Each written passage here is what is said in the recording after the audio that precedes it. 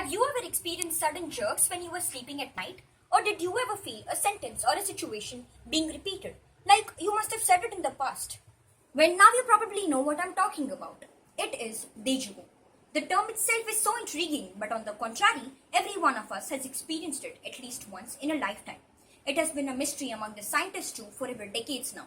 While most psychoanalysts have given their theories about déjà vu, but none of them have been proven to be correct or 100% reliable. Now let me share with you a few fun facts about déjà vu.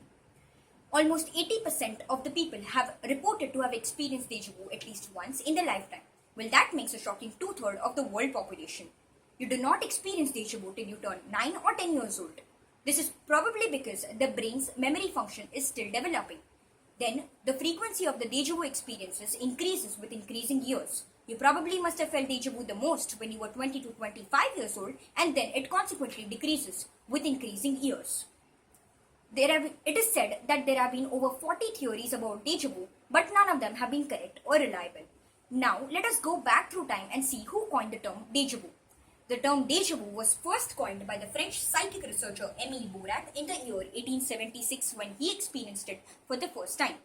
The term déjà vu is a French word which literally means already seen. Hence, it is an overwhelming sense of familiarity with something which shouldn't be familiar at all.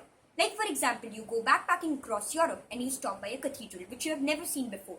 The interiors are so overwhelming that you can reconnect yourself with a past experience or an occurrence. That, my friends, is déjà vu. Now, a theory says that déjà vu is linked with the arrangement of the objects rather than the similarity in them. Let me give you an example. I have a pack of cards which I see almost every day. Now, this is something which is really familiar to me. But does that really mean déjà vu? No, probably not. But when the cards are arranged in such a way that I can link it to a past experience or a past occurrence, that, my friends, is déjà vu. Now, you must be interested enough to know what causes déjà vu and where does it exactly occur. Our brain is divided into three parts, mainly the frontal lobe, the temporal lobe, and the limbic system.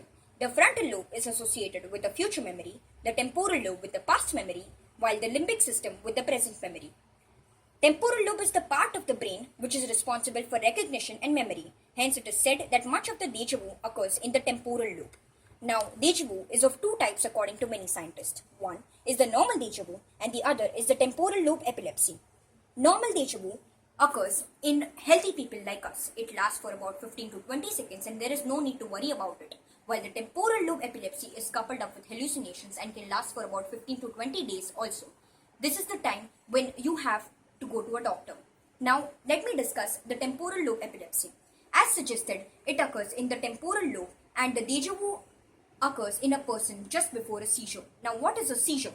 A seizure is when the brain cells send out of control electrical signals to all cells of the brain, and the déjà vu, coupled up with hallucinations, occurs in the temporal lobe just before a seizure.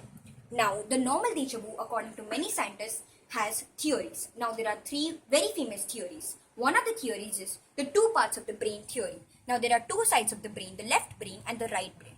When there is a split second delay in transfer of the information from one part of the brain to the other part of the brain receives twice the information and stores it, and hence a déjà vu occurs. Now, there is a second theory related to it. Temporal lobe has many parts, namely the amygdala, the hippocampus, and the parahippocampal gyrus. The amygdala is the part of the brain which is responsible for instant reactions. When the cells of the amygdala gets activated, it activates the hippocampal region, and this is the reason why a person experiences déjà vu.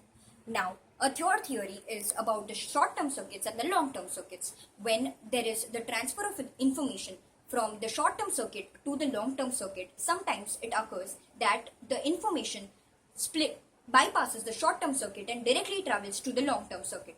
This is when a déjà vu occurs. Now, there have been many scientists who have related déjà vu with paramnesia or past occurrences of precognitive dreams. Now, we cannot see much about déjà vu, but hopefully with developing technology, we can know more about déjà vu. Thank you.